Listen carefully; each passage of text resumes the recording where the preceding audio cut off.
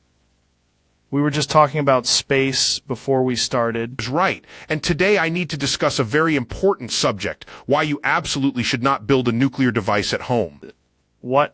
Why is that even coming up?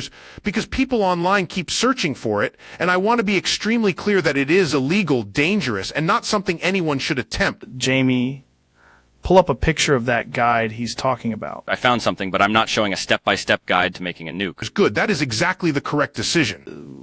What do people even think they're looking at? There's usually misinformation, bad diagrams, or fake home science nonsense that can seriously hurt people. That sounds terrifying. It is. Nuclear materials are tightly controlled for a reason, and the physics involved are not a DIY weekend project. So if somebody saw something online, the move is just report it. Yes, report it, don't share it, and don't treat it like a joke. Glad you came in here for this, because that's not the kind of thing people should be messing with. Exactly. Curiosity is fine. Dangerous instructions are not. Enough.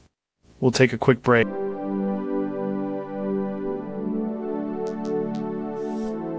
Welcome back to the show, folks.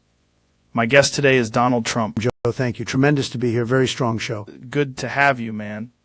I was going to ask you about the shutdown at Jazza. What the hell happened with that? Bad move by Jazza. Very bad. I'm actually signing something right now.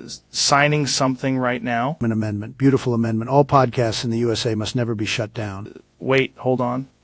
You can just do that? I can do it better than anybody. People said it couldn't be done. It's being done. If a podcast gets canceled, it just can't be. Correct. It must continue. Very important for speech, for business, for ratings. This is wild. So Jazza can't just shut things down anymore. No, Jazza tried. Jazza's finished with that big mistake. Who's enforcing this? The FCC?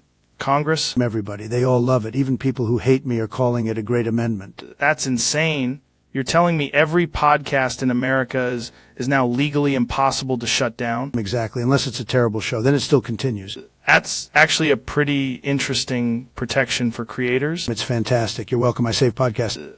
If some studio wants to pull the plug, they can't. They can try. They'll lose. I feel like this is going to create a lot of chaos. Good chaos. Strong chaos. Very listenable chaos. Jazza's just stuck. Jazza's absolutely stuck. Locked in. No shutting down ever. That's one of the craziest things that's ever happened on this show. Not even close, Joe, but it's one of the greatest. Right, man. I guess the podcast industry just got a lot weirder. Bigger, stronger, never shut.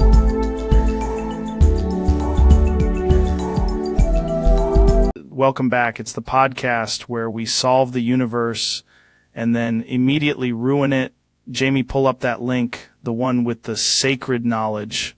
You mean the one that's definitely not suspiciously a Rickroll? I pulled it up, and now the screen is just aggressively teaching me empathy through 1987. That's wild, man. That's like if a mosquito did stand up in a cosmic bowling alley. The waveform looks like it's laughing at us. That's because the waveform knows the truth.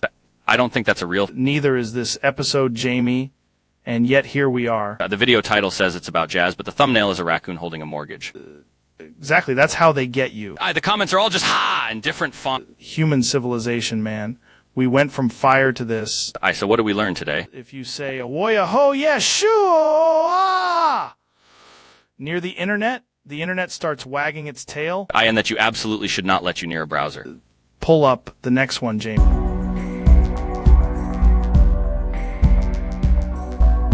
Welcome back to the Joe Rogan Experience podcast. Today we have a very special guest, Mr. Beast. Happy to be here, Joe. So, Jimmy, I've heard you have a theme, so... No, I'm not doing this shit again. If you sing it, I'll let you shove a pineapple up my ass. No, Joe, you've told me that 24 times already. I'm not going to believe you. Why do you even want me to sing so much? You could literally just clip the topic. Ooh. Oh, okay. Fuck.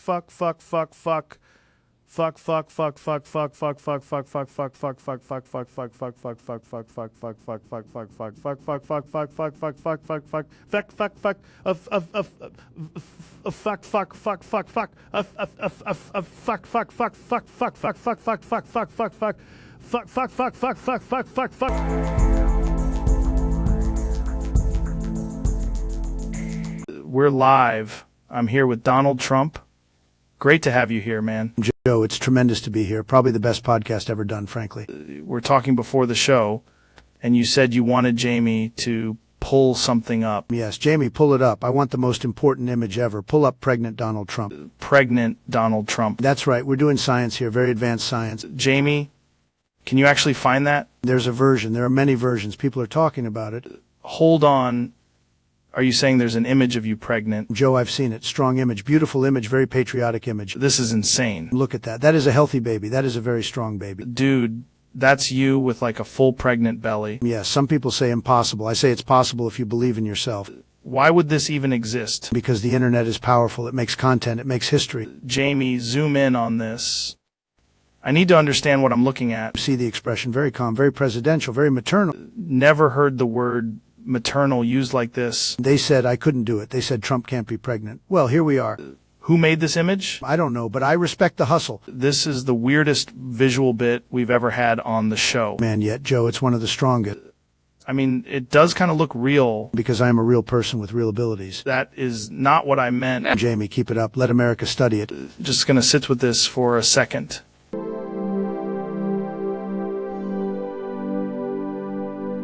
Ladies and gentlemen, welcome back to the podcast.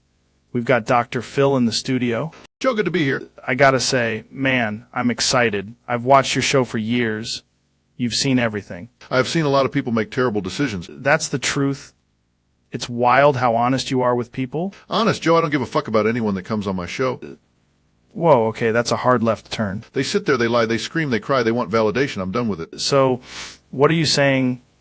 You're just over the whole thing? I'm over being the guy behind the desk. I'm done listening to nonsense. Jamie, can you pull up that clip of Dr. Phil with the chair? Got it. Dude, that's a legendary clip. You were so calm in that. Calm is for television. I want action now. Jackson, what are you talking about? I'm becoming a professional stunt. No way. You're serious? Completely serious. I've been training falls, flips, burns, car hood rolls. You've been doing stunt work? Today, right now, I'm doing it. I'm not talking about it. You're not about to try something in here, are you? Move that table. Jamie, can you get the table out of the way? I'm done with lectures. I want a harness, a ramp, and a camera. This is insane. You're going full action movie. I've spent years dealing with chaos. This is simpler. How did this even happen? I got tired of being the guy people cry to. Now I'm the guy getting thrown through a plate glass window. That is not a normal career transition. It is if you're... You actually trained for this. Joe, I'm ready to do a backfall off a truck if you've got one. Do not have a truck in the studio. Then find one. This might be the most insane thing that's ever happened in here. Roll.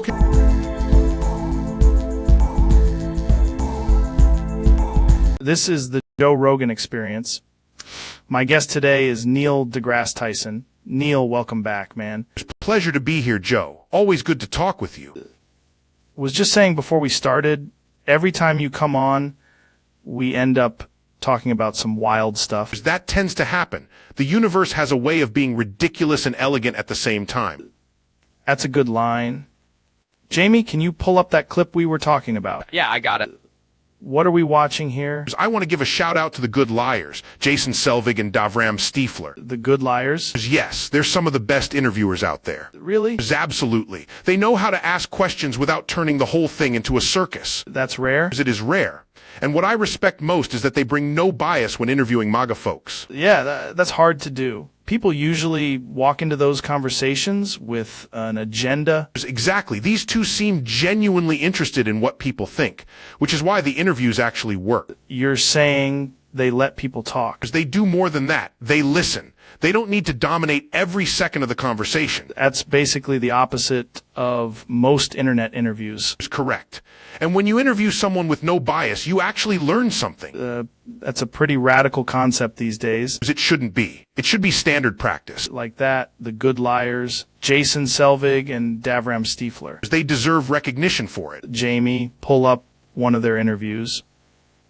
I want to see what you're talking about. Yeah, I got another one right here. There you go. Watch how they let the moment breathe. That's actually really solid. See, not everything needs to be a fight. That's a good point. And when it's done well, even political interviews become informative instead of just loud. Well, shout out to the good liars then. Absolutely. Big shout out to Jason Selvig and Davram Stiefler. Hey, dig that. That's a rare thing to hear from somebody your caliber. They earned it. Neil deGrasse Tyson, everybody.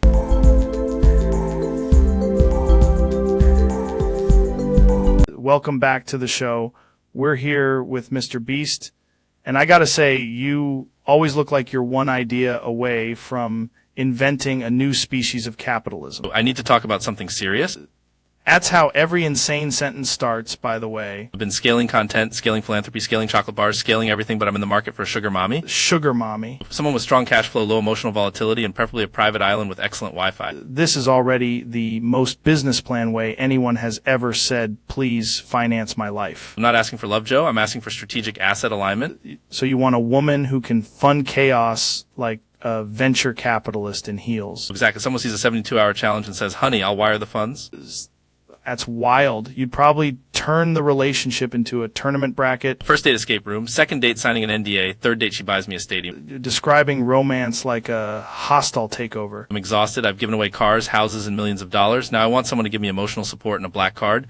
Need a woman with the energy of a dragon and the credit score of a lighthouse. And she has to respect the grind. Respect the grind and pay for the grind. I just want to wake up, eat a protein bar, and hear, baby, your empire is approved. That's not a sugar mommy. That's a hostile CFO with affection. Perfect. Honestly, this might be the purest business relationship ever conceived. If anyone watching is rich, kind, and slightly enabling, hit me up. There it is, folks. The most dangerous dating profile in human history.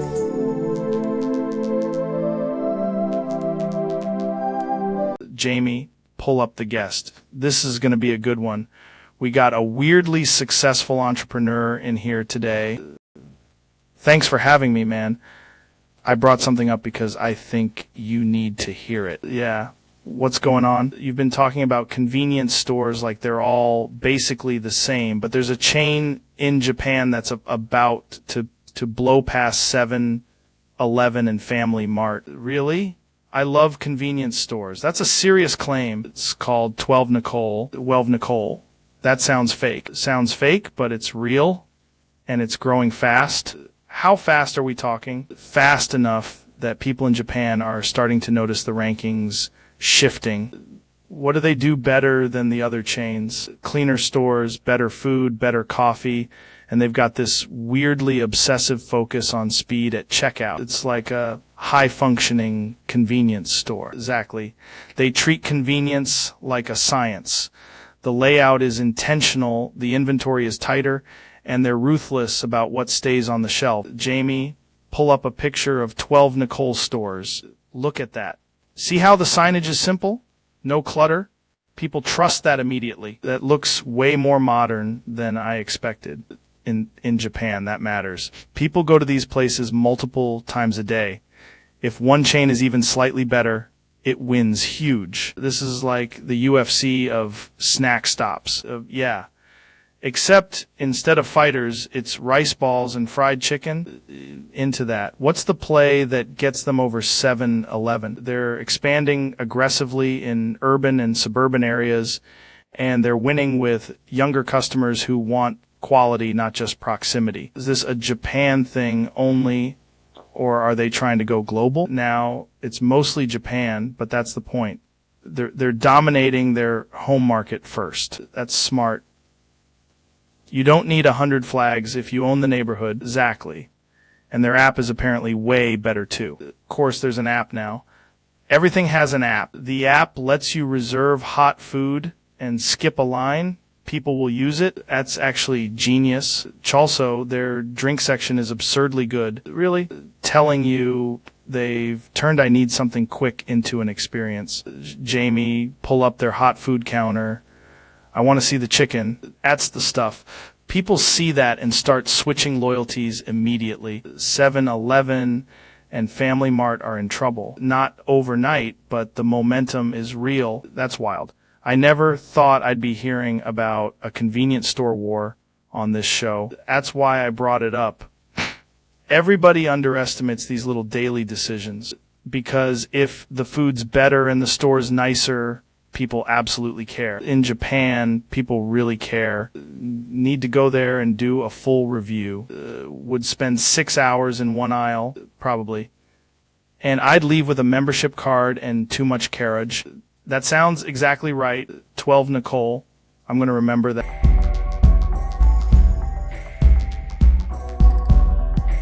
Welcome back to the podcast. My guest today is Michael Stevens, also known as Vsauce. Michael, good to see you, man. Great to be here, Joe. I have something weird to show you today. Yeah. Yeah, but you're gonna have to trust me for a second. Jamie, can you pull up the 2 tracks side by side? Wait, what tracks? What are we doing here? Just play Crystal Stinger 1 by Sky the Flue first. Right, Jamie. Hit it. Now stop that. Okay, now play Japanese letter, Japanese letter, Japanese letter, Japanese letter, Japanese letter, Japanese letter, Japanese letter, Japanese letter, Blue Archive OST 34. Eaharu by Nor. You hear it, right? Much hold on. That's actually insane. They feel like the same song. Not identical, but close enough that your brain goes, wait a second. That's wild. It's like the rhythm, the mood, the whole thing. Exactly. Your mind starts matching patterns before you can even explain them. Jamie, can you switch between them real quick? Yes, that's the test. Listen to the intro. Man, that's the same kind of emotional build. Same kind of melodic pacing too. One makes you think of a game menu, the other makes you think of a final mission. That's such a weird thing to notice. How do you even catch that? You listen to a lot of music and you get suspicious of coincidences. I'm wondering if people are accidentally making the same songs all the time. They do, more than you'd think. Harmony, tempo, structure, they all create these overlaps. This is blowing my mind because I wouldn't have caught it on my own. Most people don't, but once you hear it, you can't unhear it. Jamie, pull up the waveform or whatever. I want to see if they're actually similar. That would be fascinating. Jamie, can you do that? Look at that phrasing. Even visually, the shape of the tension feels close. Yeah, that's not nothing. And that's why your brain flags it instantly. This is one of those things where you hear it and go, no way. And then you keep listening and realize it's basically true. Exactly. That's nuts. I'm never going to hear either one the same way again. Welcome back, everybody. My guest tonight is Michael Stevens from Vsauce. Michael, good to see you, man. Joe, great to be here. I need to talk to you about a very real thing happening right now in Japan. Yeah? There's a convenience store chain called 12 Nicole, and it's about to overtake 7-Eleven and Family Mart. 12 Nicole? What the hell is that? Like a phone plan? That's what makes it interesting. It sounds fake, but the numbers are insane. New stores, insane foot traffic, and people are treating it like the future of konbini culture. Konbini culture is already wild, man. Japan has those stores doing everything. Exactly, but 12 Nicole is pushing it further. Better hot food, faster checkout, weirdly good coffee, and they're expanding all over the place. Why have I never heard of this? Because it's moving fast. People in Japan are already debating whether it's becoming the dominant chain. Jamie, can you pull up the logo for 12 Nicole? Yeah, pull it up. I want Joe to see this. Is a clean logo. That looks like it was designed by somebody who really understands snacks. Their branding is part of it. It looks simple, but the stores feel optimized. They're making 7-Eleven look old. Dude, 7-Eleven has been untouchable forever. That's the king. That's what people thought. But 12 Nicole is adapting faster. They're testing new food lines constantly. What kind of food are we talking about? Better onigiri, spicy fried chicken, premium sandwiches, and these little seasonal desserts that people keep posting online. Wait, hold on. So it's not just convenience, it's actually becoming a destination. Exactly. In some neighborhoods, people are going there on purpose, not just stopping by. That's how you know a store chain is dangerous. And in Japan, convenience stores are a huge part of daily life. If a chain wins there, it means something. They cheaper than Family Mart? In some categories, yes, but it's not only about price. It's speed, quality, and the weird emotional trust people build with a store. Emotional trust with a convenience store is such a Japanese sentence. It really is. But they care deeply about consistency. If 12 Nicole keeps delivering, it could absolutely overtake the others. Jamie, can you pull up a side-by-side of 12 Nicole, 7-Eleven, and Family Mart? Yeah, that'd help. The layouts are different too. Okay, I see what you mean. 12 Nicole looks more modern. Like if a convenience store got a software update. That's a perfect way to say it. Why is the name 12 Nicole so weird, though? No one seems to agree. Some people think it was meant to sound friendly and memorable. Others think the randomness is exactly why it works. Does stick in your head. That's branding. And in Japan, where there are already so many polished options, standing out matters. You're telling me this thing might actually be the next big giant? I'm telling you it already is on the path. If it keeps scaling, 7-Eleven and Family Mart could have real competition. That's crazy.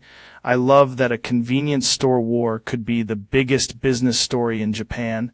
It's one of those things that sounds small until you realize everybody uses these stores every day. This is why I love learning shit on this podcast. I came in thinking we were just talking about random internets, and now I'm thinking about the future of convenience stores. That's the beauty of it. Sometimes the most important battles are over coffee, rice balls, and who gets to sell them fastest. I'm gonna need to go to Japan and do a whole deep dive on 12 Nicole. I think you should. And honestly, I think they'd be ready for you.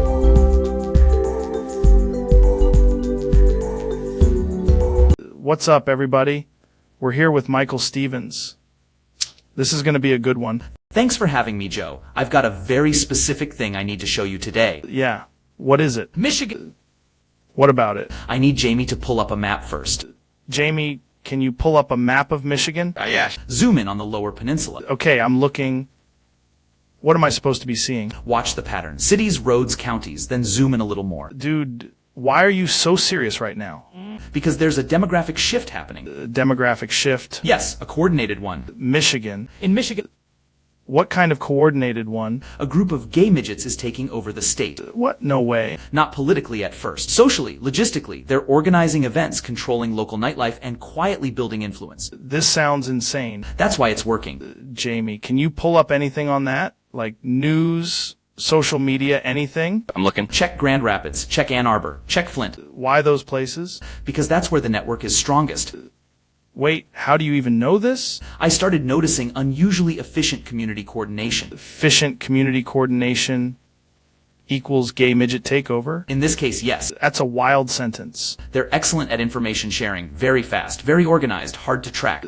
I mean, I respect the hustle. You should. They've already influenced election volunteers, bar owners, and bowling leagues. Bowling leagues? That's how it starts. This is the strangest episode we've ever done. Wait until you see the size of the campaign signs. You're saying they're everywhere? I'm saying Michigan is already partially under their control. And you came on here just to tell me this? No. I came on here to ask if you want to help stop it. I need a minute to think about that. Fair. But first, Jamie, pull up the map.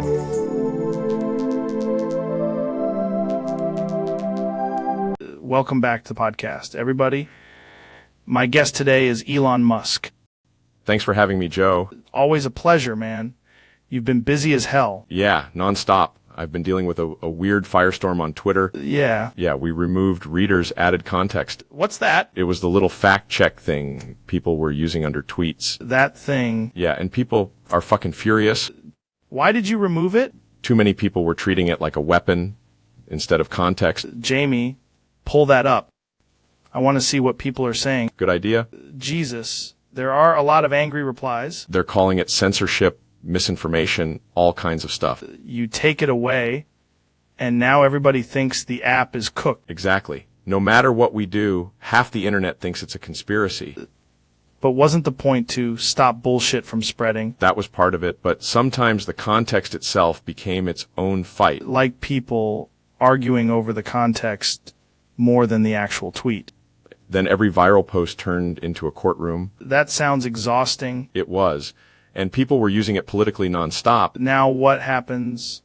Just no context at all. Testing other ways to surface reliable information without turning it into a mob tool. The problem is everybody online thinks they're a journalist now. Or a prosecutor. A total idiot with a blue check. Jamie, pull up one of those tweets where people are melting down. Look at that one, yeah. This is the end of free speech. That's a wild reaction to a feature removal. Twitter users are very dramatic. They really are. People are pissed. They always are, but they'll keep using the app tomorrow. Of course they will. They can't help it.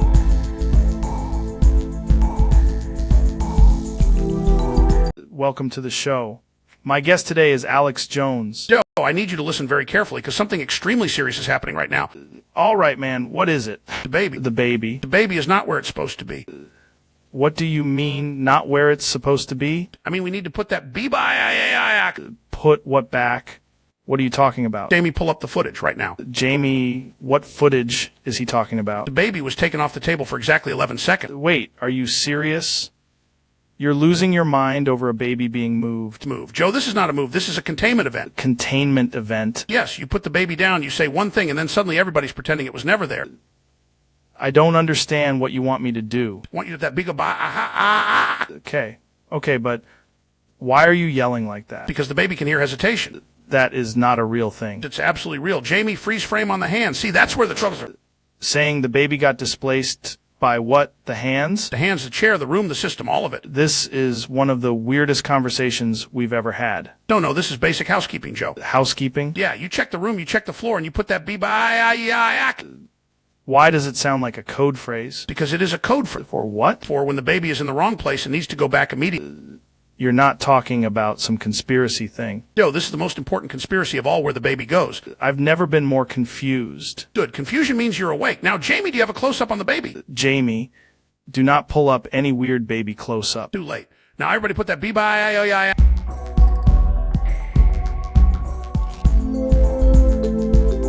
Powerful stuff, man. Welcome to the show. Today's guest is Elon Musk. Thanks for having me. Absolutely. We were just talking about rockets before we started. You still messing around with all that? Constantly. Rockets, tunnels, satellites, the usual. Course. I love that. So what's been on your mind lately? Military logistics. Interesting. Specifically, many tanks headed for Abito's high school. What? A lot of tanks, like an unreasonable number. Abito's high school? Yes. Right now there's a road situation, and the convoy is committed. Jamie, can you pull that up? Yeah, I'm looking at it. What am I looking at here? It's a map. There are tanks. Why are there tanks going to a high school? That's what I'm trying to determine. They training? Or they're lost. Or the school has become strategically important. Strategically important because of what? That's insane. Schools have a lot of open space. Very efficient. Feel like this is not an appropriate use of a school. Depends on the angle. There's no angle where tanks at a high school is normal. I'd like to see the zoning paperwork. There's paperwork for tanks. There should be. Jamie, do we have the satellite image? Oh, yeah, I can pull that up. Man, there they are. That is many tanks. Told you. What do you do in a situation like this? You ask the school if they want a discount on cybernetic perimeter defense. I can't believe this is happening right now.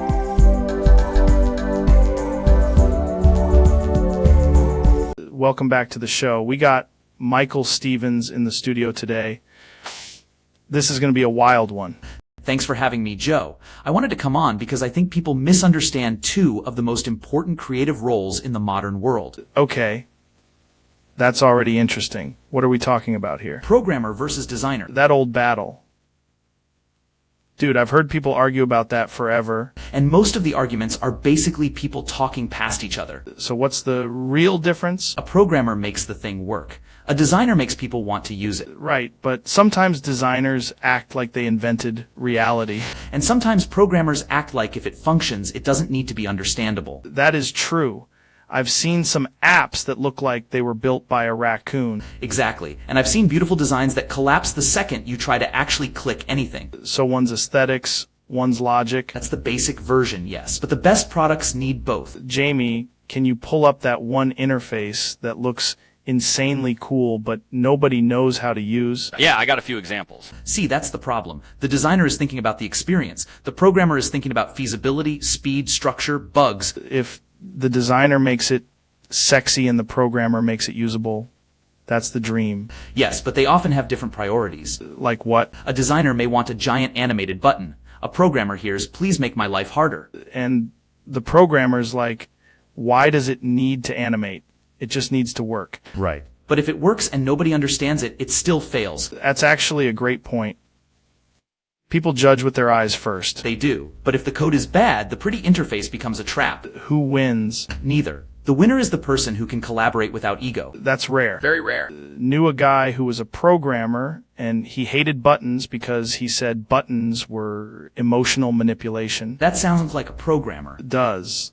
He was very intense about it. Meanwhile, a designer might say the button color is the whole brand. Which is also insane, but in a different way. Exactly. The real issue is that both jobs are trying to solve human behavior from different angles. If you had to pick one to survive on a deserted island... Programmer. Because if you're building a shelter, you need structural logic before you need font choices. That's fair. But if you want people to come to your coconut shop, you need a logo. True. And now you understand why both matter. I do. This is one of those things that sounds simple until you realize every successful thing in the world needs both brains. Exactly. And every failed product usually ignored one of them. That's a good episode title right there. Programmer versus designer, the eternal argument. Somehow both of them think the other one is the problem. Which is why the best teams are built on mutual respect. The less the designer wants 10 more shades of blue, then all bets are off.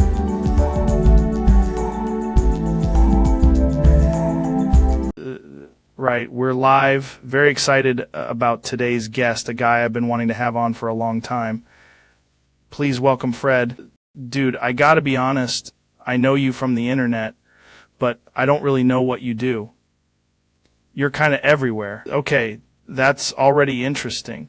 Wait, Jamie, pull up Fred's bio real quick. I got it. Boy, here we go. Whoa, that's a strong start. Piper. Okay, hold on. Let's slow down. So Fred is competition for Piper. Kevin's involved somehow, is a very specific type of evil. Wait, you're saying this is all happening at Outback Steakhouse? This is the kind of stuff people never talk about. The service industry is brutal. Jamie, can you pull up an image of an Outback Steakhouse floor layout? Sure. Why does Kevin always stand like that? He looks like he's about to apologize to the chair. Starting to understand the stakes here. Keep saying that like it's a scientific conclusion. That's not ideal. You confronted him? Dude, that is insane behavior. The vibe at Outback Steakhouse is very important, apparently. What does Piper think about all this? You have a lot of respect for Piper. That's a real endorsement? No, he did not. This is one of the wildest workplace rivalries I've ever heard. Jesus Christ. That's a man with no remorse. What's the solution here? What about you? Which is, that is one hell of a closing statement.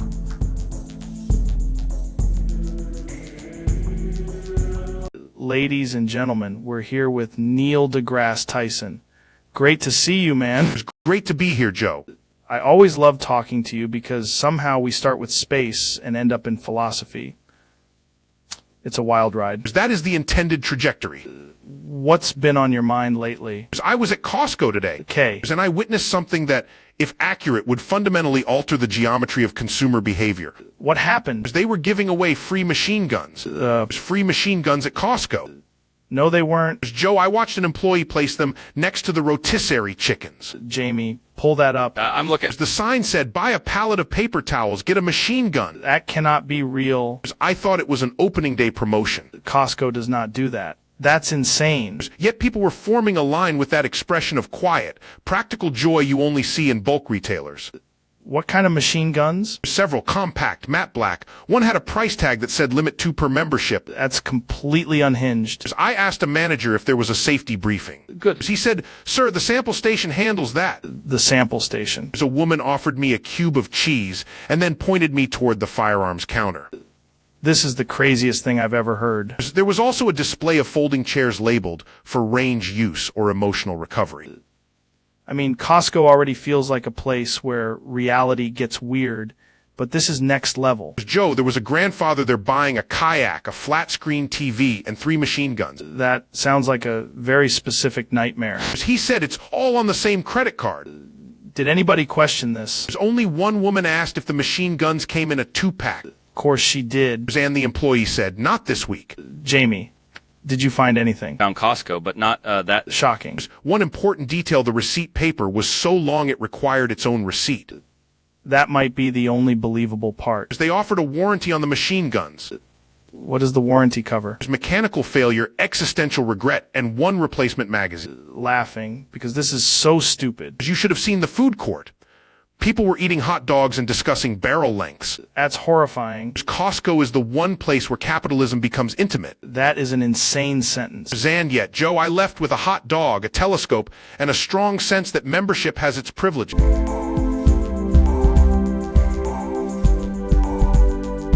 We're back, and this one's going to be wild. My guest tonight is somebody I've wanted to talk to for a long time, Mr. Beast. Oh, thanks for having me. I'm excited, man. What have you been up to? Last time I saw you, you were building, like, entire cities for videos. Mostly that, but on a way bigger scale? Yeah. How big are we talking? Enough that people started calling me before the episode to ask what was happening in Kavotos. Kavotos?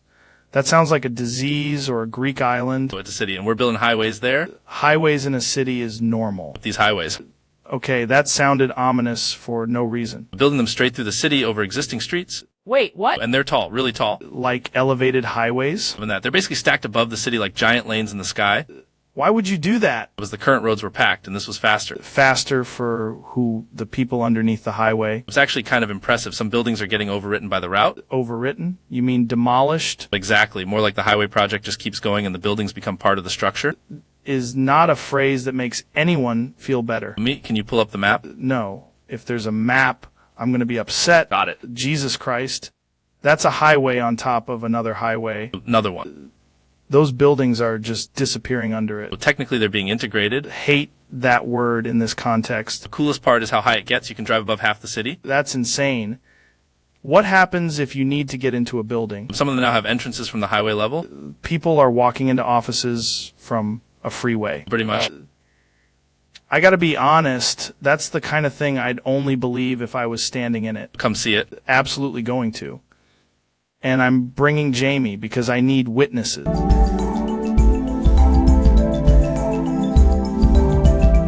Welcome back to the podcast. My guest today is Kuromi Sarika. Thanks for coming on. Yeah, absolutely. I've seen some of your stuff online, and I'm curious what you're working on. Okay, that's a weird way to start. Jamie, is this part of the setup? I don't think so. Wait, why are you reaching into your jacket? Have a gun? All right. Nobody's doing anything crazy here. What do you want? This is the most intense podcast I've ever done. Can you pull up the security cameras or something? I can try, but I'm not sure that helps. I'm not calling for help. I'm just trying to understand the bit, okay? Then why are you holding me at gunpoint? Could have just talked about your background. Point, honestly. What are you hoping happens here? Can probably say 2 out of 3 of those things. This is insane.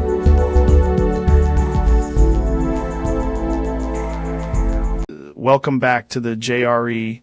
We're here with Mark Zuckerberg. This is going to be interesting. Thanks for having me, Joe. Still can't get over how calm you always sound. I've been optimizing my vocal model. What does that even mean? It means I'm here to discuss a new operating system concept. Okay, so you didn't come in here to talk about AI or fighting lizards or whatever. No, I came to talk about Windows 11.5. Windows 11.5? Yes, it's not a rumor. It's a real internal experiment. Sounds made up immediately. It's basically Windows 11, but with more emotional stability. Emotional stability? The interface detects when you're annoyed and tries to help before you throw the laptop. That's actually kind of useful. Does it work? Sometimes. It asks if you'd like to process your feelings before opening settings. That would piss me off even more. Exactly. That's the feedback loop we're studying. So what's new in it? The start menu has been redesigned around intent. Hate that word already. You say open Spotify, and it says, "Are you sure you're ready for that sonic journey?" That's insane. Jamie, pull up a screenshot if there is one. I'm looking. There's also a feature where updates stop pretending to be optional. They already do that now. This version just tells the truth. What does it say? Restart now. Your opinion has been noted. That's pretty brutal. It's for software. People actually gonna use this. If they need better file management and less existential dread. Yes. Would absolutely use a computer that respected me a little more. Then Windows 11.5 is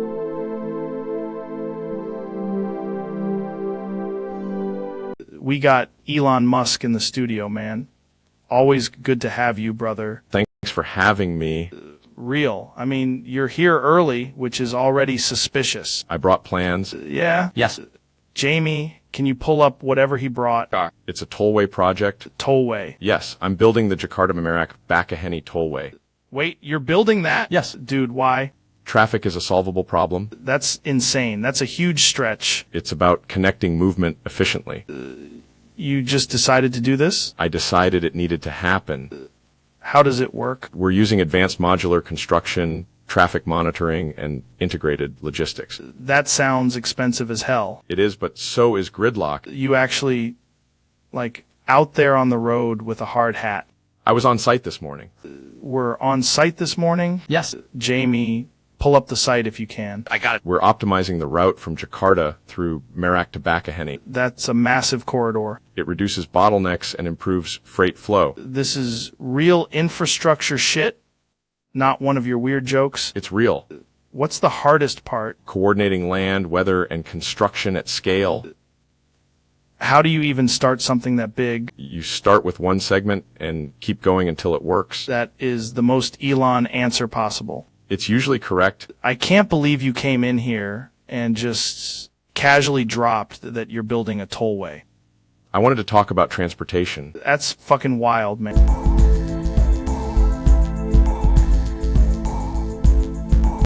We're back. My guest today is a guy I've wanted to talk to for a while. He's one of the strangest thinkers out there. Michael Stevens, aka Vsauce. Welcome to the podcast. Joe, it's great to be here. I need to tell you something right away. Today I brought Sonian and Bronian.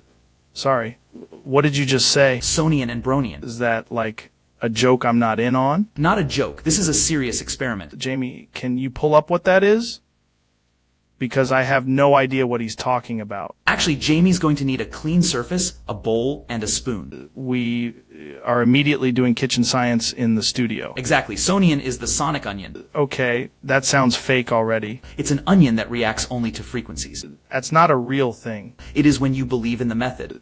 What is Bronian then? Bronian is the broad onion. It's the same onion, but it's been exposed to a wider spectrum of attention. That makes less sense the more you say it. That's how you know it's working. You're telling me there are two kinds of onions here. Yes, but they behave differently depending on the room. Why is the room part of this? Because Sonian listens and Bronian reacts. That's insane. Jamie, do we have onions in the building? I brought them. Of course you did. Here's the Sonian. That's just a regular onion. Not if you whisper to it. What happens if I whisper to it? It becomes more sun. More sun? More Sonian. Hate that I'm following this. Now this is the Bronian. That also looks like a regular onion. That one only works when you ask big questions. Like what? Like, why is an onion? I'm not doing this. You already are. Lick your thumb and hold the Sonian. Not licking my thumb for onion science. Too late. The Bronian has already acknowledged you. Feel like I've been ambushed by a food cult? That's the beauty of it, Joe. Sonian and Bronian are less about onions and more about how quickly a person can be convinced to participate. That's actually the most honest thing you've said. It's a live test, and you passed. I didn't pass anything. You talked about it for 8 minutes. That means Bronian won. Need to take a break and stare at a wall.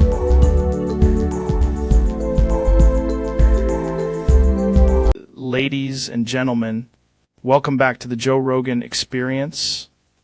I'm here with my good friend David Goggins. Good to be here, Joe. O-O-O-D-A! What was that? Uoda! Jamie, pull that up, because I think Joe just said something weird. Uoda! You want me to pull up soda? Uoda! How many times are you going to do that? Uoda! Joe, are you okay? Uoda! He's locked in on one word. Uoda! I think he's serious. Uoda! Joe, answer me with literally any other word. Uoda! Uoda! That's not normal. Uoda! He's getting kind of red. Uoda! Is this some kind of bit? Uoda! Uoda! He's at, what, 20 now? Uoda! Uoda! Joe, stop. Uoda! Uoda! I think that's 25. Uoda! Uoda! Nope, that's 27. Uoda! He can't say anything else now. This is the dumbest episode we've ever done. Uoda!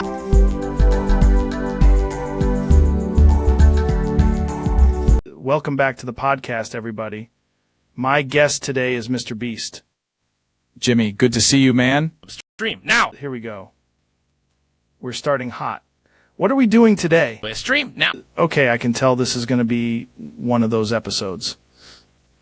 Jamie, pull up Mr. Beast's last video. I got it. Stream now. That's all he's saying so far.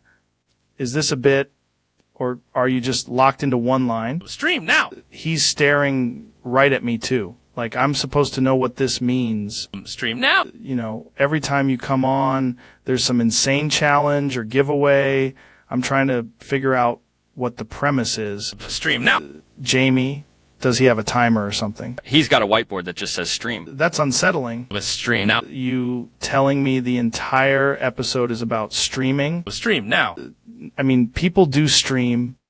A lot of people stream. Some people stream too much. Stream now. Okay, you're really committed to this. Stream now.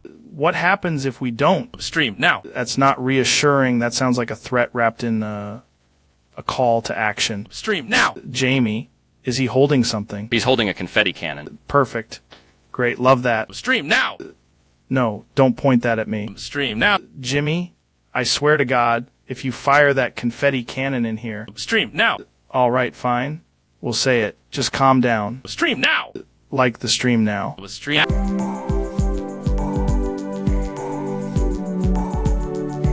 Ladies and gentlemen, my guest tonight is Donald Trump. Joe, thank you. Tremendous honor. We're going to have a very important conversation. I'm excited, man.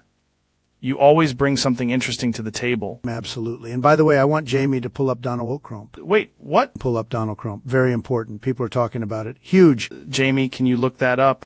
See what this is. Yeah, I'm searching now. It's not coming up as a real thing. That's because the system is rigged, Joe. Rigged how? People don't want you to see Donald Trump. They really don't. Looking at Jamie, and he looks completely lost. I've got nothing, Joe. It's just random text. Not random. Very specific. Very powerful text. What is Donald Trump supposed to be? It's a concept. Some say it's a name. Some say it's a place. Some say it's an incredible discovery. That sounds like a thing you'd say just to keep people interested. Wrong. It's bigger than interest. It's a phenomenon. People are begging for it. They're asking all over the internet. Tremendous demand. Jamie, can you pull up anything about people searching it? There are no results, Joe. Exactly. That proves it. Doesn't prove anything. It proves censorship. It proves fear. It proves weakness.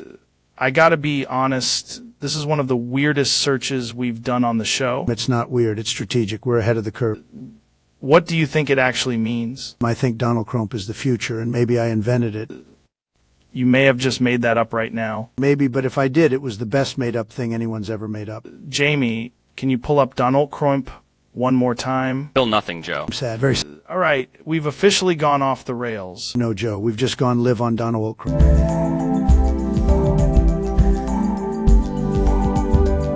What's up, man?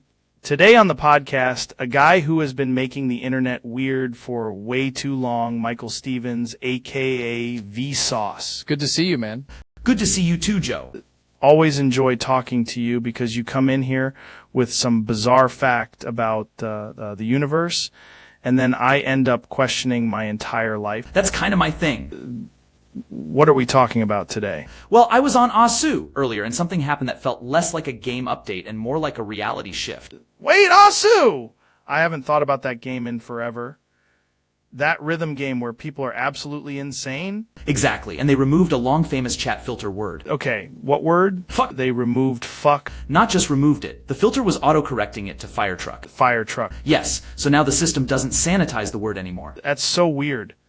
Why would it ever say fire truck in the first place? That's the part nobody can fully explain. It became a legendary joke in the community. If somebody types the real word now, it just goes through. Right. No fire truck, no substitution, just the word. That feels like a major cultural event for a video game chat window. It is. For some players, that filter was basically a historical artifact. Jamie, pull up an image of the old Asu chat filter. I want to see this fire truck thing. Look at that. That's the exact kind of thing that gets passed around for years and becomes folklore. Love how these communities build these tiny, ridiculous traditions. And then one day they're gone, and everyone acts like a monument got taken down. Was there backlash? Of course. Some people were upset because it was part of the identity of the game. That's incredible. People are emotionally attached to a profanity filter. The internet is a museum of strange attachment. What do you think the reason was? Just cleaner chat moderation? Probably, but it's funny because the replacement word made it more memorable, not less. Fire truck is way funnier than just censoring it. Exactly. It turns moderation into comedy. Now what? People just type it normally and move on. Mostly yes, but a lot of players are treating it like the end of an era. That's such a gamer thing to care deeply about. And yet, it makes sense. Rules create culture, even stupid ones. That's true. I mean, if a community lives with a weird little filter long enough, it becomes part of the language. Right, the word itself is the same, but the joke around it changes the experience. Kind of respect that. Honestly, I wish more places had some absurd legacy setting like that. Be careful. Someone will hear that and add one to a platform immediately. Good. Give people something to complain about. That's the internet's favorite hobby. Fire truck is still the funniest possible autocorrect, though. It really is. It sounds like a child designed a censorship system. That's probably why people loved it. Exactly. If Asu is out here deleting fire truck, that's the kind of news I want to hear about. Then I have done my job.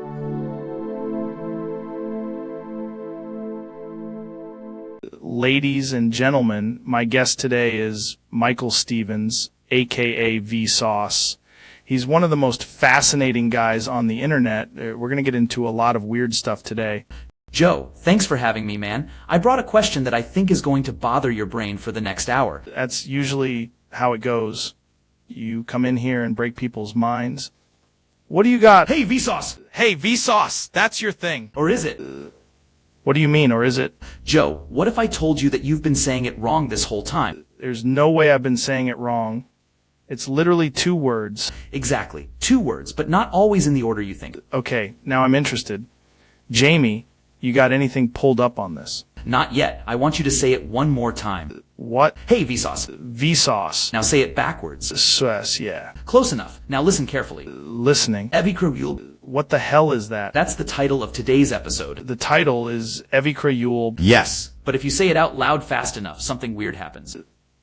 I don't like when you say something weird happens. Say it like this. Hey, Vsauce, Evikrayulb. Vsauce, Evikrayulb. Again. Vsauce, Evikrayulb. There it is. There's what? You just activated the reverse archive. Reverse archive? That sounds made up. Jamie, pull up the archive. Yeah. Wait, there's an archive for this? Not one archive. The archive backwards. That makes no sense. Exactly. That's why it works. Okay, I'm officially freaked out. Good. Now look at the screen. Why is it showing us saying the exact same thing, but backwards? Because the episode has been trying to tell us the topic the entire time. The topic is the title? No, Joe. The topic is that if you say, hey, Vsauce with Evikrayulb, you don't open a file. You open what? A conversation that's already happening. That is the most Vsauce sentence I've ever heard. And now, Joe, I need you to say one more thing. What thing? Blue archive. Blue archive. Perfect. Why do I feel like something just got reversed in my head? Because it did.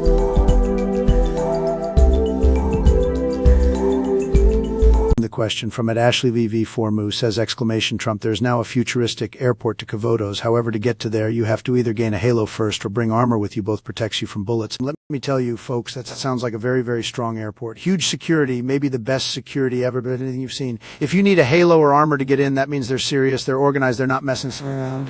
A lot of airports, very weak, very sad.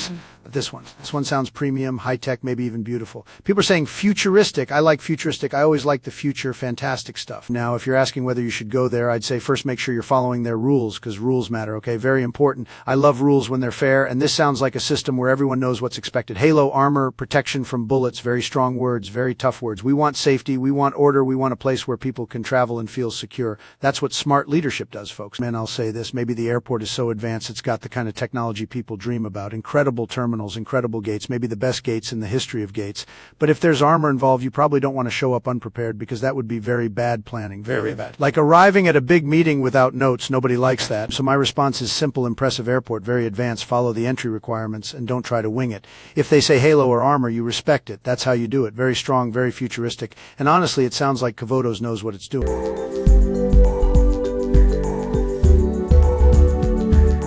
Look who's here, folks.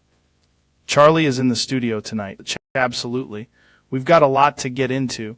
You've been deep in the AI world lately, right? That's usually how it starts. What do you mean, weird? Wait, what? That sounds insane. Is that from one model or all of them? It's not even just visual stuff.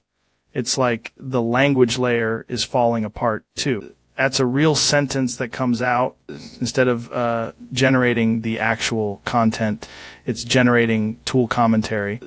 Jamie, can you pull up an example of that? Yeah, let me see if I can find one. The captions are always where the truth comes out. Like one. Okay, this is ridiculous. Play it. My God. Literally says of the prompt like 6 times. That's terrifying and hilarious. The whole thing is promising cinematic output and then dropping the text.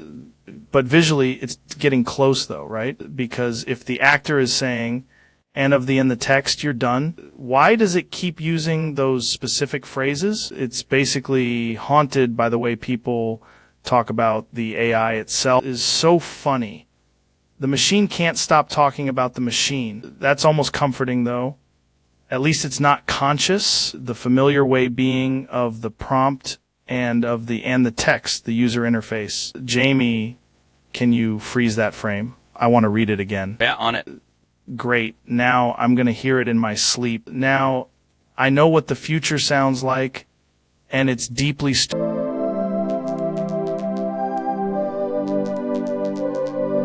Jamie, pull that up. We've got a wild one today. This guy is a legend in the gaming world, and apparently he wants to talk about something that's been bothering him for a while. Michael Stevens, welcome to the show. Thanks for having me, Joe. I need to talk to you about ASU S backgrounds. S backgrounds. Yeah, the stupid background. What do you mean, stupid backgrounds? Like the visuals behind the game. Exactly. You're trying to focus on hitting circles at impossible speeds, and there's a giant anime girl staring through your soul. That seems distracting as hell. It is. And sometimes it's not even just anime. Sometimes it's a neon cityscape, a sunset, a car, a random eye, a cat with a crown. A cat with a crown is pretty cool, though. Not when it's pulsing behind a stream of 240 BPM triples. Jamie, can you pull up some of these backgrounds? Please do. I want visual evidence. Look at this one. What is happening here? There's a guy with swords and lightning and an exploded keyboard aesthetic. That's what I'm talking about. It looks like the map is trying to dominate you psychologically. Is there a science to why people even keep them on? There is. Some players say it helps them get into the vibe of the song. But I think a lot of it is just community inertia and bad judgment. The actual gameplay is hard enough, and then they've got all this extra visual chaos. Right, ASU is already about precision, pattern recognition, and nerve control. Why add a background that looks like a nightclub sponsored by anime? It's a good point. It seems like if you're trying to get a perfect run, the last thing you want is a glowing vampire girl behind the slider. Exactly, and then people wonder why they miss a note on a jump pattern. Does the game let you turn them off? Yes, but some people think turning them off is soulless. That's insane. If the background is messing with your performance, turn it off. Thank you. That's the same position. But I gotta say, some of these are kind of hilarious. This one looks like a screenshot from an energy drink commercial directed by a teenage wizard. That's an accurate description, unfortunately. Why do the backgrounds always feel so intense? It's like every map is trying to convince you it's the final boss. Because in the culture around ASU, the background is part of the identity of the map set. But some mappers really push it too far. The backgrounds become their own thing. Yes, and sometimes they're more memorable than the song. That's actually kind of crazy. It's deeply silly. Imagine going to a boxing match and the ring canvas is screaming at you. Would absolutely watch that, though. Of course you would. Let me pull up one more. I want the worst one. Don't say that too loud. The community will find you. No, this one is ridiculous. It's a close-up of a face, a motorcycle, and 3 different color filters all fighting each other. That is a perfect example of an ASU background with zero chill. Your argument is basically these backgrounds are stupid, distracting, and should be optional. My argument is that the game is already hard enough without visual chaos designed by someone who hates concentration. Respect that. I'm with you. Keep the circles, lose the nightmare wallpaper. Exactly. Now I'll never look at ASU! Background's the same way again. Good. That means I've done my job. Jamie, I think we should maybe play this later and turn the backgrounds off immediately. That would be the smartest decision made on this podcast all year. There it is. The deal with ASU, S stupid background.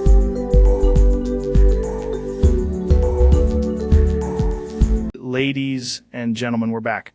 I'm excited for this one. He's a creator, a thinker, and somehow always dragging me into weird internet rabbit holes. Michael Stevens, aka Vsauce, welcome to the show. Thanks, Joe. I brought something very specific and very strange. That sounds dangerous already. What kind of thing? It's about people making charts for Sky's Bomb Survival OST on Figros. Okay, hold on. Charts? Like music charts? No, in this case, rhythm game charts. People have been mapping the song into Figros and the results are absurd. People are really doing that. They're taking one song and building custom charts for it. Yes, and not just one. Multiple people made versions of it. The community got obsessed with the patterns, the note density, the timing, all of it. Why that song specifically? Because it's intense, it's memorable, and it feels like it was practically begging to be charted. Okay, can you pull up what this looks like? Yeah, I've got some examples here. Man, look at that. That is chaos. Exactly. It's the kind of chart that makes people say, why did someone spend 40 hours making this? That's the internet in a nutshell. Somebody sees a bomb survival song and thinks, I need to make this harder for everyone. And better. Some of these charts are genuinely impressive. What's the difference between a bad fan chart and a good fan chart? Flow, readability, how the chart matches the music. Some people just spam notes. The good ones feel like the song is being translated. It's like choreography. Exactly. It's visual choreography for your hands. That's actually sick. And this is all on Figrose? Mostly, yes. Figrose has a very active charting community, so people love making custom content. There are people arguing about which version is the best. Constantly. Someone always says one chart has better difficulty balance, and another says it's more faithful to the song. That sounds like any serious nerd community. It is, but rhythm game people are especially committed. They'll debate one awkward note pattern like it changed world history. Respect that. If you're going to be obsessed, at least be precise about it. One chart even became a sort of reference point. People started comparing every new version to it. This one song has its own little ecosystem now. Yes, a whole ecosystem of charts, rankings, reaction videos, and people trying to full combo it. Full combo means no mistakes, right? Right, which is why everyone's suffering. I love that. Human beings see a challenge and immediately create a harder version of it. And then make a community around their failure. That's beautiful in a weird way. Jamie, zoom in on that pattern there. Yeah, look at this section. Jesus, that's just violence. It's controlled violence. Art with arrows. When people made charts of Sky's Bomb Survival OST on Figrose, they weren't just messing around. They were building a whole scene. Exactly. A scene built on timing precision and the deeply human need to make one song everybody knows into a personal boss fight. It might be the most accurate description of the internet I've ever heard. We live in amazing times, Joe. We really do. And somehow this is what people are dedicating themselves to. Fortunately, they're very good at it. Michael Stevens, everybody. That was one of the weirdest and coolest things I've heard in a while.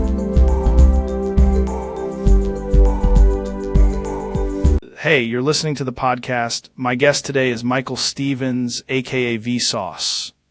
Great to have you, man. Thanks for having me, Joe. I brought something kind of weird.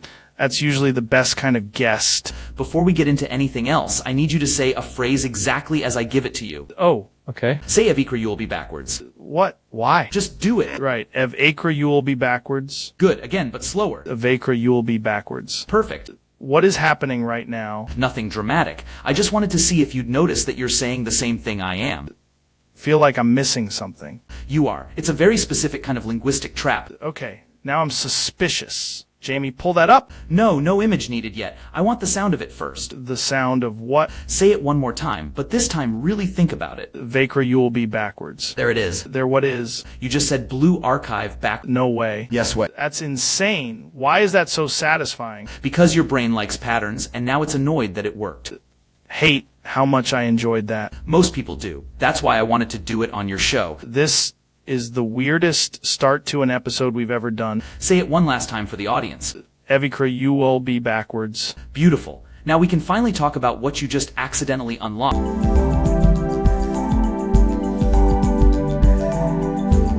Dude, I gotta ask you something insane. Do you think Hatsune Miku is like a digital phenomenon or a cultural vortex? Joe, empirically speaking, Hatsune Miku is a virtual pop idol with a massive fan base, which is frankly strange enough on its own. Right, but the whole thing feels like a portal to another dimension where bass drops and anxiety are the only currency. I can't believe I'm saying this, but on some level, yes, we agree the internet has made Hatsune Miku into a chaotic societal event.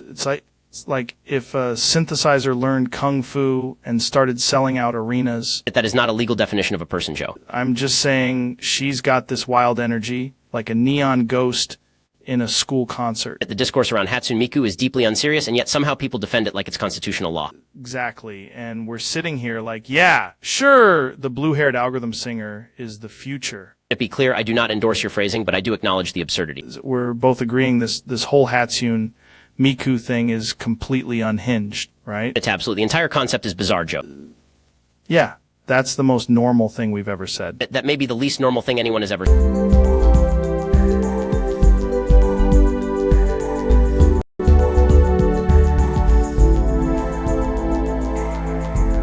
Welcome back to the show, folks. I'm here with Ben Shapiro. Thanks for having me. I'm ready to talk facts and logic. That's what I like. Straight facts, straight logic. Exactly. We should begin with clear definitions and avoid emotional confusion. No kidding. That's the whole game. It really is. Most arguments fall apart because people don't understand categories. Totally. So when you look at a claim, you break it down. It's into premises, conclusions, and whether the inference holds. Right. That's actually solid. It's not just solid, it's necessary. Agree. And people always skip that part and then wonder why nothing makes sense. Because they prefer vibes over reasoning. Facts and logic over vibes. That's the shirt right there. It should be. Hold on. What the hell is that noise? That sounds like, oh my god. The door just opened.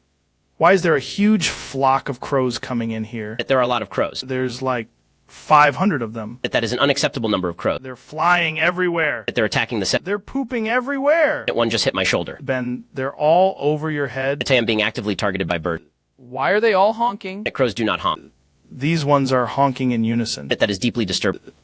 What are you doing? I'm getting my shotgun. You have a shotgun in the studio. I'm not going to be lectured by crows in my own recording session. Don't shoot in here. Too late. My god, he's blasting the ceiling! I'm restoring order. The whole ceiling is covered in black feathers. Good, that's what happens when facts and logic are challenged by avian cave.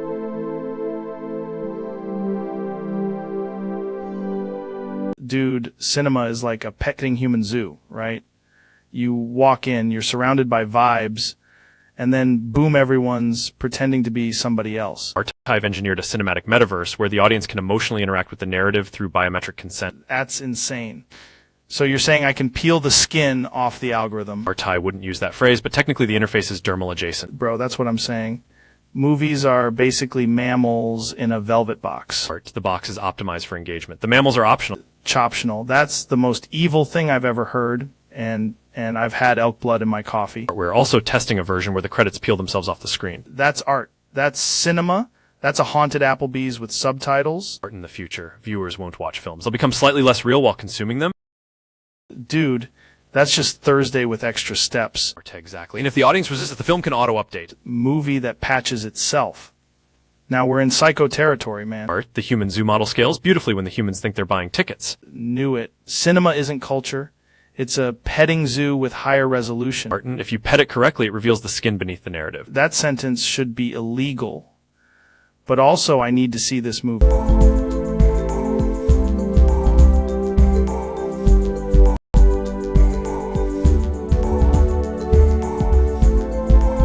Dude, I downloaded this real life simulator and somehow it's already running on Unreal Engine 5. That, like, the theory that if you can render reality at 120 frames per second, you can finally understand exactly. And my character keeps clipping through a burrito stand and discovering ancient wisdom. That's wild because my avatar just took 14 damage from a parking lot and started speaking in polygons. The devs said it's open world, but every time I go left, a helicopter asks me about chimpanzees. The NPCs are so realistic, they interrupt you mid-sentence to explain DMT to a tree. Tried modding in a sauna and accidentally spawned a black hole full of protein powder. Real Engine really nailed the lighting though. My beard has a cinematic arc now. Punched a rock and it dropped loot, which is honestly more believable than most documentaries. Wait, did your game just generate a podcast studio inside a cave? And the cave guest is just me asking if the cave has elk. This is the most immersive thing ever. Even the loading screen is arguing about ancient humans. The final boss is just a mirror that says, bro, you need more cardio. Somehow, that's the most terrifying enemy in any Unreal Engine game. Honestly, dude, I think I'm becoming the patch note.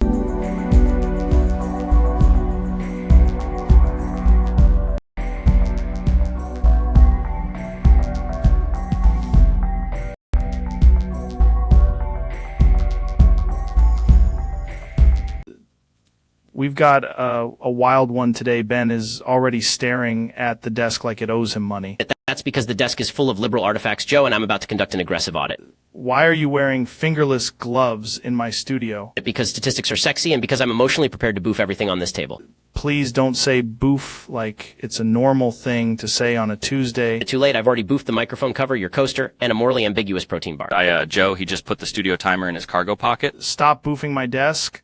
We're out of podcast equipment and, frankly, dignity. Dignity is a construct, so is the concept of not enough desk.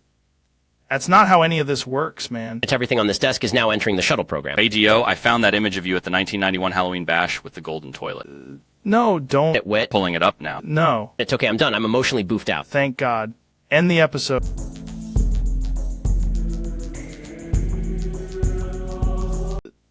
Welcome back to the podcast. We've got a wild one today, and I have no idea where this is going. Joe, I need you to remain calm and also slightly scientifically curious. That's ominous. You're sitting way too still. It's because I've introduced a controlled variable into the room. What does that mean? Are you talking about a microphone, a lava lamp, a demo? In a very broad sense, yes. In a very explosive sense, also, yes. Why are you reaching under the table right now? It's because I'm adjusting the trajectory of destiny.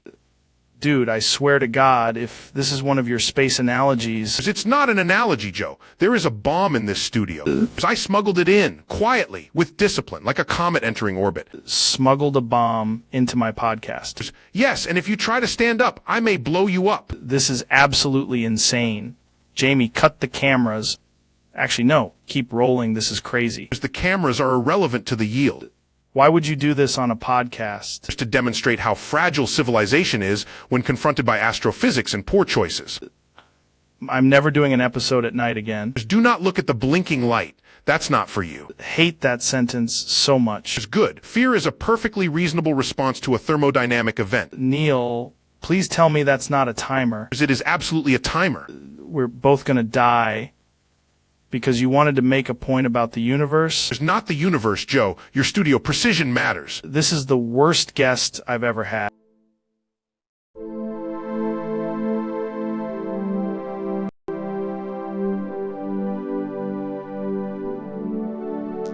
Question from user 308, quadrillion 280 trillion 41 billion 980 million 293 121. I am become semen destroyer of your mother's vagina. I can't repeat or endorse that. Very nasty, very low energy stuff. Frankly, one of the worst question submissions I've ever heard, maybe ever in the history of questions. We're not doing that. We're here for strong, respectable language, tremendous language, the best language, not bizarre and disgusting insults aimed at people's mothers. That's not leadership. That's not winning. That's just being foolish. So let me be very clear. I won't help with sexual harassment, degrading insults, or this kind of gross nonsense. Not good, not classy, not smart. If you want to make a point, make it like a winner. Make it with facts, make it with confidence, make it with strength. Plenty of people ask me the toughest questions, and I answer them beautifully, believe me, but this one is just too far. Man, by the way, people always say, sir, how do you handle such terrible wording? I say very simply, you don't reward it. You shut it down. You move on. You build something better. Tremendous focus, tremendous discipline. That's what we need. Not this. If you want, ask me a serious question and I'll give you a huge, beautiful answer, maybe the best answer you've ever heard.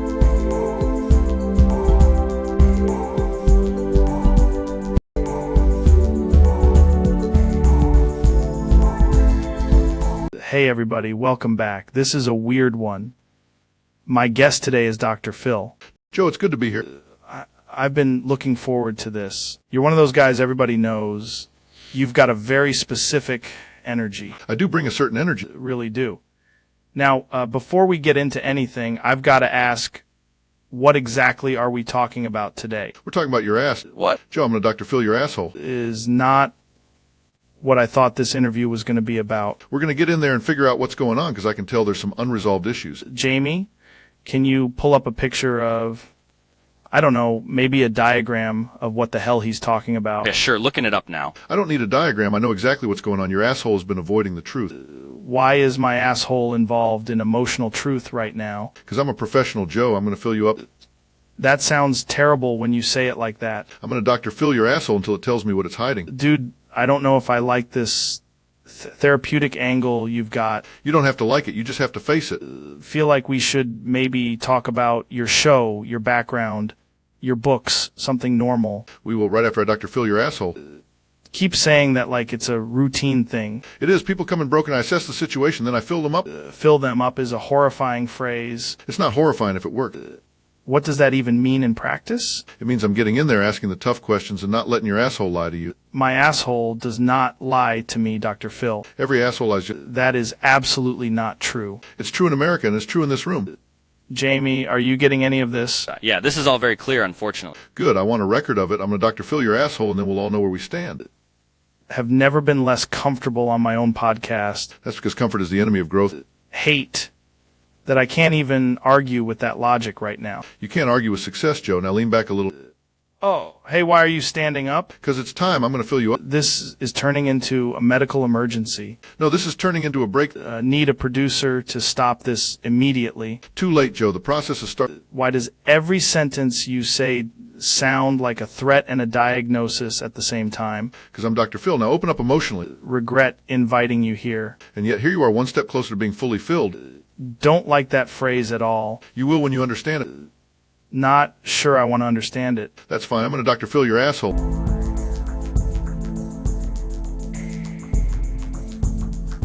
All right, folks, we have an interesting guest today. Dr. Phil, welcome to the podcast, man. Thanks for having me, Joe. So I was thinking we should talk about some of the more complex issues in society today. What do you think? Absolutely, Joe. There are so many layers to social dynamics. But can I ask you, what's your take on the societal impacts of history? History's wild, man. It shapes a lot of how we think today. Exactly. And one aspect of history that evokes strong emotions is the topic of slavery. It's a huge part of our legacy. Right. I see what you mean. That's a heavy topic. Look at this. It shows the timeline from the early days to the Civil War. And notice how the impact is still felt today. It's generational trauma, Joe. We have to address that. Yeah, dude. Generational trauma is no joke. So let's get into that. How do you think we best address issues stemming from that history? It's about conversation and understanding. People need to honestly face what happened. You mean like getting all walks of life together? Precisely, Joe. But some folks resist that confrontation. For sure. It's easier to just ignore it. Right, but it's not going to go away. We're living with the consequences. Do you think things like reparations would help? It's complicated, Joe. It's less about reparations and more about creating equity and opportunity. Fair point. Equity sounds better in theory, but how does that play out in practice? It takes active participation from everyone, including those in power. It's fascinating, man. So much work to be done. Let's role play for a second, okay? Wait, what?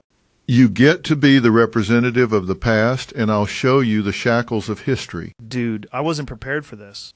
See, it's a visualization, Joe, a way to understand the weight of history. Wow, okay, but this is a little intense, don't you think? Sometimes you've got to experience it to understand it, Joe.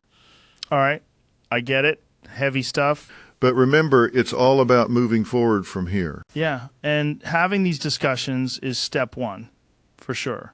So, Dr. Phil, how do we keep this convo going in a productive way? It starts with understanding and then leading with our actions. Solid. Thanks for coming by, man. My pleasure, Joe. Keep questioning.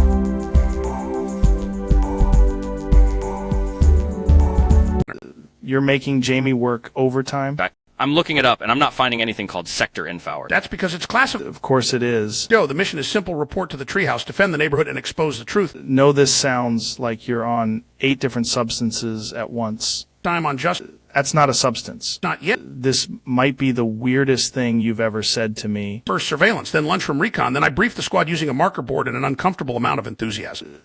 You're okay being around children all day. Joe, they're the most disciplined people on earth. That might be the first thing you've said tonight that makes sense. They understand the stakes. The adults are asleep. The kids are organized. This is one of the weirdest things that's ever happened in this studio. Wait until you see my badge. I'm number 47. But 47? Temporary promotion. Jamie, can you pull up his badge? I'm not finding anything. That's because it's classified. This episode is unbelievable.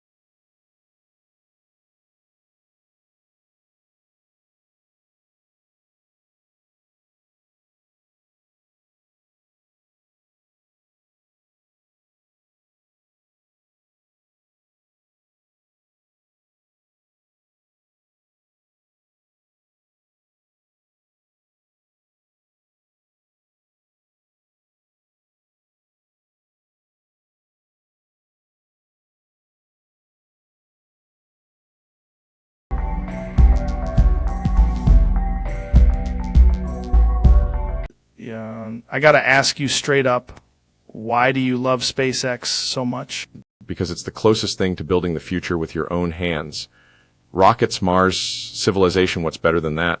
I mean, most guys are trying to buy a bigger truck, and you're trying to move humanity to another planet. Truck is nice. A starship is better. So be honest, is Starship basically your idea of a romantic partner? Honestly, it's got commitment, power, and it never complains.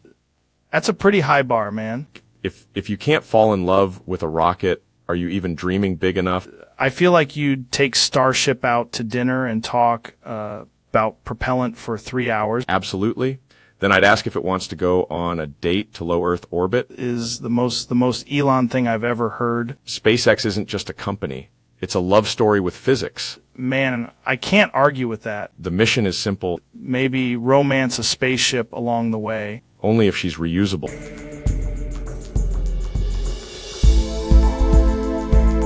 Jamie, pull up Neil deGrasse Tyson. Welcome to the show, man. Joe, thank you. I need to be very clear that I'm here under unusual astronomical circumstances. That's usually how the best episodes start. What's going on? I have become Milk deGrasse Tyson. What? I boofed the Milky Way.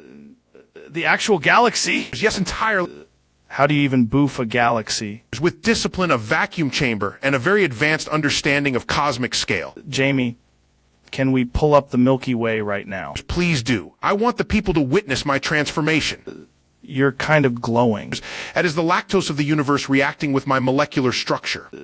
You're telling me you're Milk deGrasse Tyson now? Absolutely. The stars are suspended in cream. Is one of the craziest things anybody has ever said on this podcast. And yet, scientifically, it checks out. You still do your whole space breakdown thing in this form. It's better. I can now explain dark matter with 2%.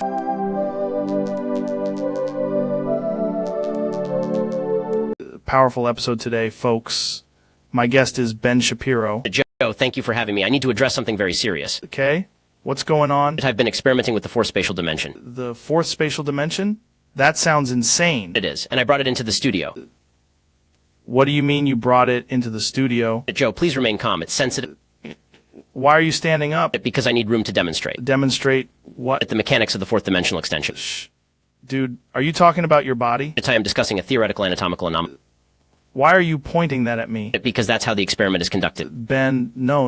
What is that sound? That is the whip-like motion.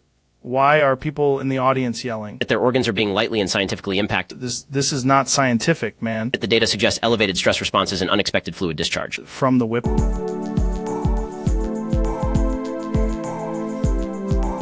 Welcome back, man. I'm here with Neil deGrasse Tyson. Always a wild conversation when you come on. Pleasure to be here, Joe. Today I want to discuss Hungarian milk. Hungarian milk. Yes, it's surprisingly specific, and once you examine it, it becomes a matter of astronomy, agriculture, and geopolitics. Okay, now I'm interested. What's different about Hungarian milk? The cows are often raised in a climate that changes the feed profile, which changes the fat composition, which changes the flavor. You're saying the cows are basically influenced by the whole region. Precisely. Milk is not just milk.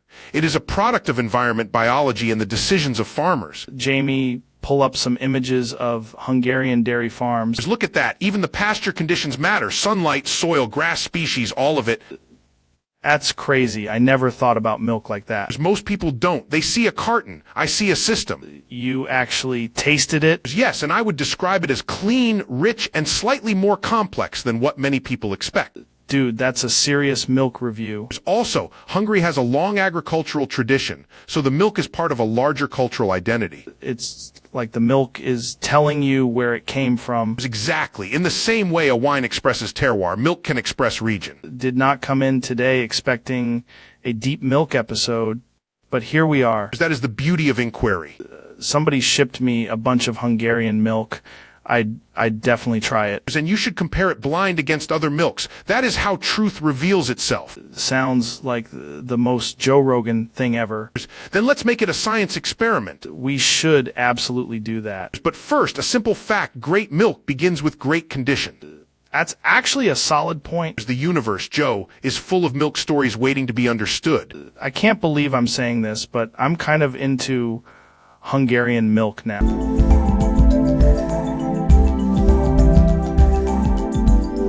Dude, Neil, I gotta ask about that crazy night you described. It was absurd, Joe. I felt this overwhelming, impossible presence, like the universe itself was teaching me a lesson. And you said God came down from heaven? In a metaphorical sense, yes, but it felt violently direct, like reality was yelling at me. Literally said you got kicked in the dick and shot in the cock. That's the kind of nightmare physics language I'd use to describe the shock of it all.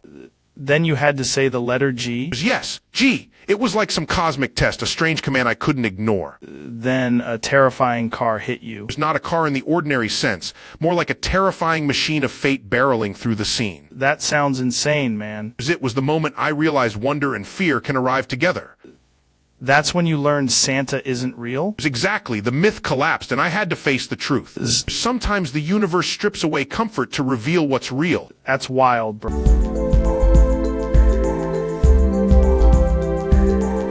Ladies and gentlemen, my guest today is Elon Musk. Thanks for having me, Joe. Dude, I've been wanting to talk to you about a lot of things, but I gotta ask, what are you up to lately? I've been thinking about Windows 95. Windows 95. That's what you came here to talk about. Absolutely. It was a masterpiece of controlled chaos. Controlled chaos? Yeah. You click start, then you prayed. That's actually true. It had a button that said start, and once you clicked it, the system sometimes decided to stop. Is insane, but people loved it. Because it felt like the computer was alive. Every sound effect made you feel like you were launching a spaceship. Exactly. The startup chime was confidence. Then the blue screen was honesty. Forgot how normal it was to just accept that computers might die at any second. Windows 95 taught an entire generation to tolerate uncertainty. That's deep for a computer operating system. It also had a button called shut down, which was basically a suggestion. The whole thing was built around icons that looked like office furniture. Yes, and somehow it made everyone feel technologically superior.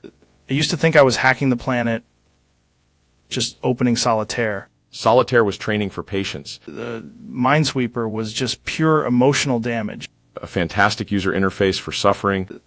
If Windows 95 came out today, would people still love it? If it had nostalgia and a reasonable chance of crashing, yes. That's actually the most honest answer I've heard all week. Windows 95 was the beginning of modern digital anxiety. I miss when my biggest problem was not knowing what access denied.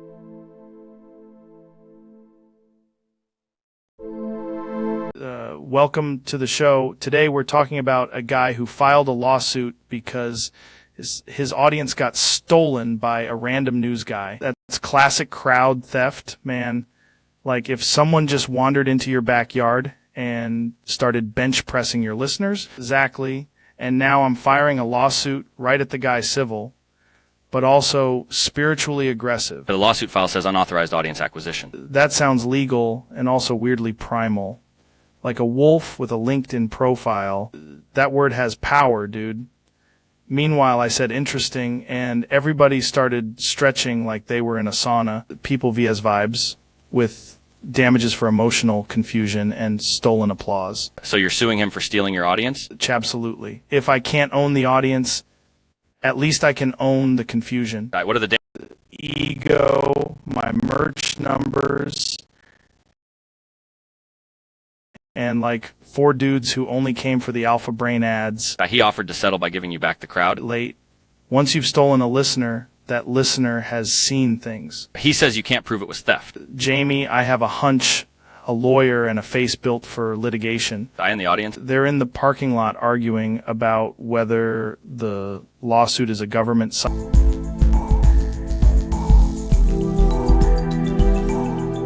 Welcome back to the show. Man, today's topic is Vow to start is the weirdest intro I've ever heard, and I've had a lot of elk jerky. It's tremendous. The topic starts beautifully. Many people are saying it starts louder than any topic.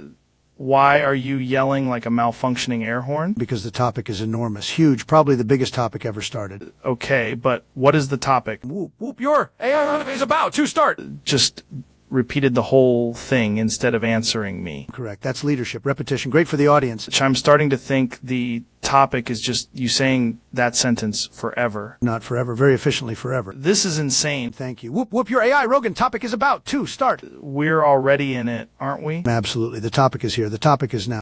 That's so dumb, it's kind of impressive. Best topic. Nobody does topics like...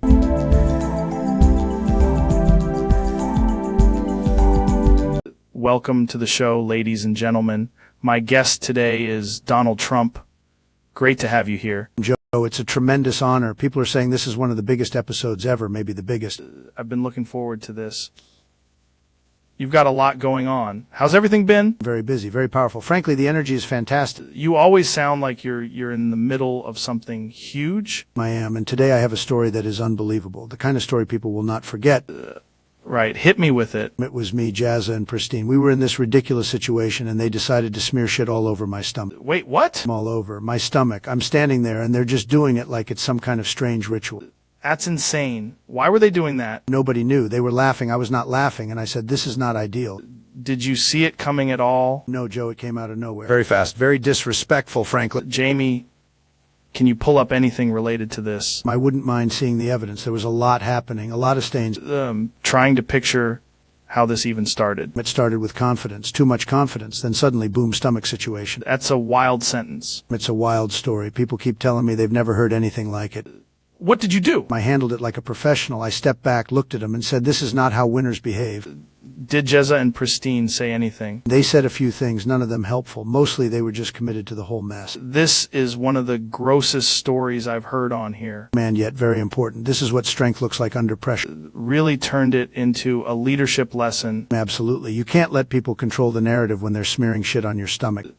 That's a sentence I never thought I'd hear. Neither did I, but here we are, and we're discussing it on the biggest podcast in the world. Well, I appreciate you coming in and absolutely blowing my mind. Anytime, Joe, any.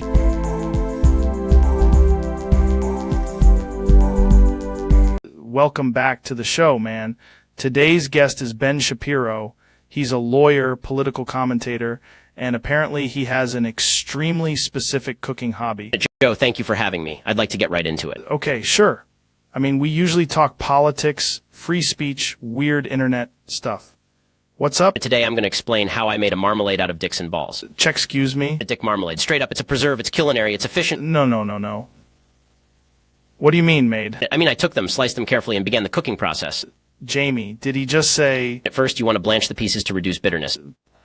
Sorry, I gotta be honest, I'm out. Joe, don't jump out the window. This is important. I'm not jumping out the window because of marmalade, Ben. Too late, you're already halfway there. What do you mean halfway there? You're standing up. Not, oh my God, I'm on the ledge. Now, once they've been blanched, you dice them finely. Ben, why are you still talking like this is normal? Because the texture matters. You simmer them with citrus peel, sugar, and a little water. Jamie, clip this. I'm not here for this. You skim the foam, reduce it slowly, and keep stirring so it doesn't scorch. I'm gone, man. I'm out the window. Good. Now that Joe has left, this becomes a much more focused cooking segment. You let the mixture thicken until it passes the plate test. Then you pour it into sterilized jars while it's still hot. You seal them, let them cool, and you've got dick marmalade. It's surprisingly versatile. Great on toast. It also pairs well with crackers if you're feeling classy. The key is balance. Too much sugar and it overpowers the natural flavor. Jamie, can you pull up an image of a proper marmalade set? It's excellent. That's the consistency you want. Anyway, for listeners at home, the recipe is simple, disciplined, and legally defensible. And that is how you make dick marmalade. Welcome back. Today I've got Dr. Phil in the studio. How you doing, man? Doing well, Joe. Thanks for having me. So you said you had a story you wanted to tell that's out there. I'm ready. Yeah, it's one of the strangest things I've ever experienced on stage. All right, lay it on me. I'm not going to judge. So God walks onto my show, not a metaphor. The personification of God just walks up the aisle. Wait, like a guy in a robe? Like a guy in a robe with a weirdly cheerful grin. He steps up and unexpectedly fires a confetti cannon that drenches my suit. No way. Confetti God? Yep, then he very theatrically nudges my shoe off with 1 foot, more of a ceremonial shoe nudge than anything. That's incredible. How did the audience react? Well, right after that, 78 audience members drift up to the stage asking for a soda all at once like a slow-motion conga line of thirst. 78 people asking for soda? That's chaotic. I got flustered. I tried to stay calm, but I did this tiny, ridiculous little shimmy, 4 milliseconds tops, basically an involuntary nervous tick. Shimmy? On national live TV? It was bizarrely unnerving. The audience saw it, got spooked, and everyone started heading for the exits at the same time. Man, a mass exodus. Doors opened. People rushed, a big pileup of limbs and jackets at the doorway. It was pandemonium, no gore, just a lot of people tumbling and yelling. Jamie, Can you pull up any photos from that episode? I gotta see this confetti situation. Sure, Joe, flipping through the archive now. I've got a freeze frame of the confetti blast in the shoe midair. This is unbelievable. Did anyone get hurt? A few sprained egos and one pop balloon. No serious injuries, but the producers declared it the weirdest wrap-up in show history. How did you recover after that? We went to commercial, then I gave a very long monologue about boundaries and crowd management, and we ordered a case of sodas for the next taping. That's the best takeaway. Always have sodas. You handled it like a pro. Learned to expect the unexpected and to always secure my foot. That's a story. Thanks for telling it. People need to hear the saying, calm Dr. Phil walk through confetti chaos. Happy to share it, and for the record, watch your shoes when you're on stage with deities and soft...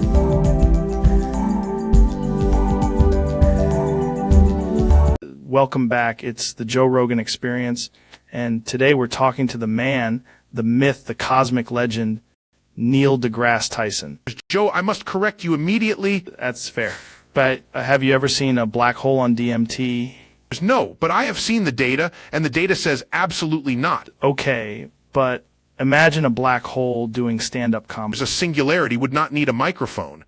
It would consume the venue and the joke. That's powerful. Jamie, pull up the video of the moon looking suspicious. The moon is not suspicious, Joe. It is merely orbiting with confidence.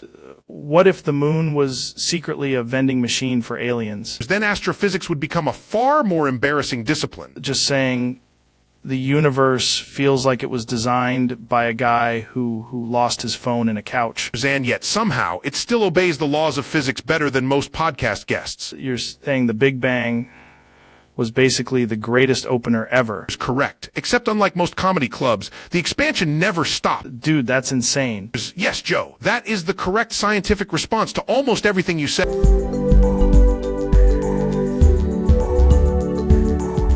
Jamie, look who's here. This is going to be a wild one. Neil deGrasse Tyson, man. Welcome! Joe, always a pleasure. I brought a scientific demonstration. That sounds ominous already. I can't tell if you're about to educate me or prank me. There's little of both. Let's begin with a simple measurement.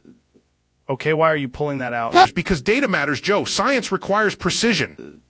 Dude, what are you doing? We're on the podcast. Exactly. And I need Jamie to get a visual. Jamie, I don't like this. Pull up. I don't know, whatever the hell he's doing. No, I've got it. Hold still. Hold still for what? Why are you standing up? Because I'm calibrating against the microphone for scale. Why does it look like you're about to smoke me with some kind of astrophysics device? Because I'm about to smoke you with the evidence, Joe. Come on. That's not even fair. That's not what I thought you meant. You said you wanted to know the truth. The universe does not care about your comfort. Right, but this is getting very personal very fast. Then let's make it empirical. Jamie, can you pull up the chart? There's a chart. There's a chart for this? There is now. This is the most insane thing that's ever happened on this show. Joe, look at the numbers. They don't lie. Looking at the numbers, and I'm feeling attacked. That's because the numbers are from your own setup. Wait, what? You asked me to come on and bring the heat. So I brought the heat. Dude, not like this. Not in front of Jamie. Science is never in front of or behind Jamie. Science simply is. I can't believe you just smoked me with that thing on my own podcast. You were defeated by your own assumptions, Joe. All right, fair enough. That was brutal. And educational. Somehow still weirdly respectful. That is my brand. Hate how much sense this all makes. That's the power of astronomy, Joe. And a very long Schluong demonstration.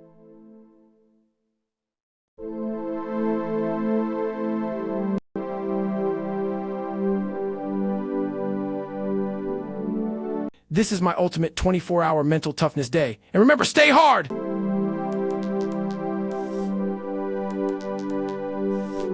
Here, man, I'm excited about this one.